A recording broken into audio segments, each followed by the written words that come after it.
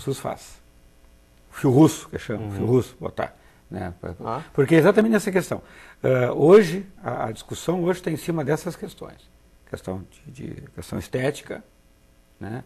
E complicações de médio e longo prazo de tratamento.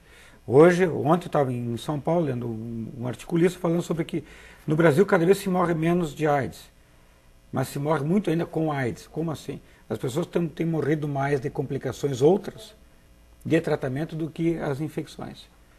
São problemas cardiovasculares, as pessoas estão infartando mais, são complicações que estão aparecendo agora que a gente viu que antigamente não apareciam, porque as pessoas morriam mais cedo. Mas tem como minimizar. E aí que entra uma das... Quem prescreve medicação, um exemplo bem dentro da fala do Gabriel, quem prescreve medicação no Brasil é médico.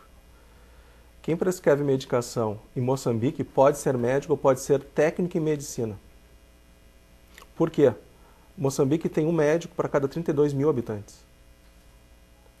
E o técnico de medicina é um técnico de enfermagem que pode realizar alguns procedimentos cirúrgicos e pode prescrever medicação. Olha a realidade, né? Sim.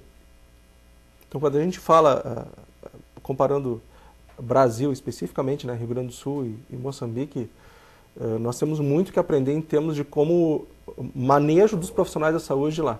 O que mais mata em Moçambique não é a SIDA, como eles chamam. Em primeiro lugar é malária. Mas 50% dos testes, tive a oportunidade de conversar com um gerente de laboratório particular. Por dia, vocês fazem muito teste?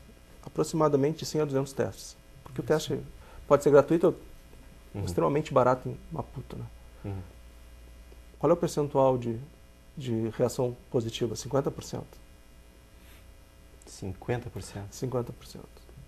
Isso. E ali do pertinho a gente tem a Suazilândia, que tem um dos maiores prevalência de AIDS junto com Moçambique. E a gente tem um problema em Moçambique, que é o pessoal da África do Sul, que tem zonas de prostituição ali porque acaba captando funcionários para trabalhar na África do Sul, porque a remuneração é melhor. A realidade da África, diferente da do Brasil, eles vão ver assim, eles são obrigados a utilizar esse tipo de mão de obra. Aqui no Brasil eles qualificam o profissional como médico. Não vão deixar um técnico de enfermagem abrir ou até medicar uma pessoa aqui, pelo fato de ser um país um pouco mais desenvolvido. Pelo menos eu acredito que seja assim aqui no Brasil. Nós temos aqui esses atos normativos, né? O ato médico, enfim, que define que certas coisas o médico pode fazer. Agora, isso... Até porque você tem muito mais médicos à disposição aqui. São Leopoldo está com médico para cada 600 habitantes. 32 mil, né? Saúde pública. Tá? Mas mesmo assim é uma dificuldade muito grande, porque muitos médicos não querem trabalhar com isso, têm medo de trabalhar com esse agravo, com essa doença. Sendo que hoje em dia, como qualquer outra doença, é tudo na base de protocolos. A situação é A se faz assim, a situação é B se faz assim. De qualquer jeito está na mesma situação. Então hoje nós estamos fazendo um trabalho muito forte na cidade de descentralização de atendimento, né, de facilitar o acesso da pessoa, porque às vezes a dificuldade é acesso, é falta de dinheiro, pegar passagem, atravessar a cidade, ir lá no centro buscar o atendimento ou a medicação. Estamos distribuindo de volta para os bairros. É uma proposta para o Ministério da Saúde. Devolvam a atenção básica a HIV/AIDS. Ela se criou como um centro especializado. Isso até foi imposição do próprio Banco Mundial, que financiou lá no começo, né, os programas. Mas hoje em dia se criou centros de excelência que agora centralizaram o atendimento e acaba tornando dificuldade no atendimento dessas pessoas em termos de acessibilidade, acessar o serviço. Então hoje o trabalho é devolva a unidade básica.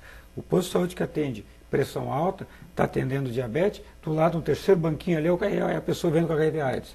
Mas como é que se faz isso? Existe um protocolo de atendimento, a situação é essa, faz assim. Essa é nós estamos implantando lá em São Leopoldo. Conseguimos, em primeiro lugar, com a transmissão vertical, que é da mãe contaminada por nenê, durante gravidez, parto ou por perimediato, amamentação. Nós já conseguimos passar isso aí para fora do serviço. E isso é uma coisa que é fundamental, porque tu falaste que 50% dos testes naquele laboratório privativo lá, privado, estavam dando positivo. Nós temos um índice muito grande de testes positivos no nosso serviço, porque quem procurava o serviço estava já preocupado. Já era a população preocupada. Então, assim, estava dando também uma amostra falsa, uma amostra viciada. Quando nós abrimos a testagem para os demais postos de saúde, inclusive em kits, agora faço aqui teste hepatite B, C, HIV ou diabetes. Muito mais pessoas foram fazer os testes, porque uma coisa é tu ir fazer um teste HIV, outra coisa é fazer um teste HIV no meio de outros.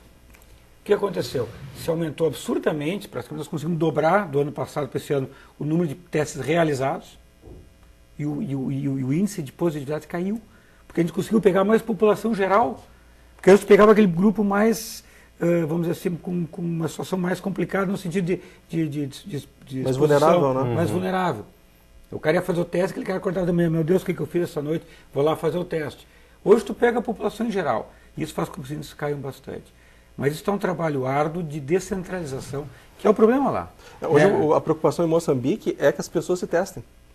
Então a principal é que as pessoas se testem. E a segunda preocupação é conscientizar que a AIDS é uma doença crônica, que eles têm tratamento. Na realidade, a gente sabe que não tem tratamento para todos, né? Sim. Talvez agora com essa fábrica de antirretrovirais implantada em Maputo facilite bastante. Eu sei que o nosso papo está bom, mas nosso programa está terminando. Eu gostaria de agradecer muito a tua presença, professor Lazarotto, a tua também, Gabriel Rossetto, que é coordenador da assistência especializada da AIDS. Não sei se vocês querem falar alguma coisa, algum recado para quem ainda acredita no preconceito, que preconceito é uma coisa que eu nem toquei no assunto aqui. Isso é uma coisa que já era para ter acabado, mas ainda existe, infelizmente, né? Vocês querem terminar com alguma coisa? Sim, os gráficos, que a gente monta aqueles gráficos de atendimento, mostra uma coisa assim, o preconceito contra a pessoa vivendo com HIV/AIDS, ela realmente praticamente não existe. Não tem quem não conheça alguém que tenha doença, que seja as suas relações e veja, não, mas peraí, não é nada que eles estão dizendo que é. É um cara igual a mim que está... Então é uma coisa muito maluca, porque assim, tu vê que esse preconceito contra a pessoa praticamente não existe mais. Mas contra a doença, em relação à doença, ainda está muito alto. Porque hoje tu pega o índice de maior contaminação, o grupo que mais se contamina, nenhum daqueles grupos de risco, não é o homossexual, não é o que era os antigos grupos de risco, óbvio, né? Homossexual, usuário de drogas, o profissional do sexo. Hoje quem mais se contamina é o heterossexual. É exatamente aquele que acha que com ele não vai acontecer. É onde está o maior índice. Então, esse preconceito ainda existe. Comigo e com meus iguais, não, esse é com os outros. Só que os outros cada vez se contaminam mais. Quem se está contaminando hoje em dia é aquele que acha que realmente é a doença do outro. Então essa é uma coisa fundamental em relação ao preconceito. As pessoas não desfizeram esse preconceito em relação à doença. Sim, em relação às pessoas que possuem, que vivem com HIV/AIDS, realmente praticamente não existe. Agora, quanto à doença, e aparece bem direitinho nesses gráficos aí. Esse é o grupo. Né? Obrigado, Gabriel, pela tua presença. Professor Lazarotto, quer falar alguma coisa para terminar também? Um recado, alguma coisa? A AIDS é uma doença de todos nós e a AIDS é uma doença crônica. Como doença crônica, ela quer alguma estratégia de intervenção não medicamentosa. Uma dessas estratégias é o treinamento físico. Então, pessoas vivendo com HIV/AIDS devem e podem se exercitar. Não há necessidade de revelarem a sua soropositividade quando frequentarem uma academia ou uma atividade no centro comunitário. O grande benefício é que a gente vai estar evitando ou minimizando fatores de risco à doença cardiovascular. Ou seja, a importância de considerar o treinamento físico e a alimentação como duas estratégias que vieram para ficar no contexto HIV/AIDS. E diminuir o preconceito com todos aqueles que são portadores do vírus ou da doença e conceber como uma doença crônica que as pessoas têm que ser muito bem acolhidas pelo serviço de saúde, por profissionais que trabalham na área, é fundamental. Porque do contrário a gente não constrói algo que se chama vínculo. E sem vínculo a gente não tem como trabalhar corretamente com o paciente. Muito obrigado pela oportunidade, muito obrigado por compartilhar esse momento com o Gabriel. Eu que agradeço vocês. E este foi mais um especial Fevale. Amanhã, no mesmo horário, às 9 horas da noite, o assunto vai ser sobre a lei do tabagismo de Novo Hamburgo.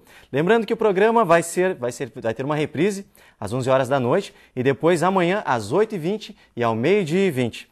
Muito obrigado pela sua companhia, nós ficamos por aqui. Se você tiver dicas de reportagens, sugestões, entre em contato com a nossa produção através do telefone 3586-8837 ou pelo e-mail tvfevale@fevale.br. Até a próxima, tchau!